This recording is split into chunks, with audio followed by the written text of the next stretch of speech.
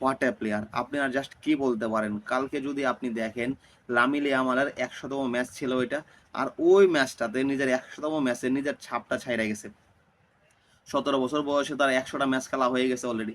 Ronaldo, মেসির যে ১৯ বছরের রেকর্ড ছিল, যে অ্যাসিস্ট রেকর্ড ছিল, যে গোল রেকর্ড ছিল, ওরা ছুঁইতেছে না। আমি স্কিলের দিক দিয়ে বা ওদের সাথে কম্পেয়ার করতেছি না, জাস্ট একটা স্ট্যাটিস্টিক কম্পেয়ার করতেছি যে এই ছেলেটা এই বয়সে যা করতেছে, এইটা যদি এই ওয়েটা ধরে রাখতে পারে, দেন এই ছেলেটা আর কয়েক বছর পরে বা ওর প্রাইম টাইমে আইসা ওর যে পিক ইয়ারটা থাকবে, যখন ওর বয়সটা একটা প্রাইম টাইমে থাকবে, দেন ওই ছেলেটা কি করবে।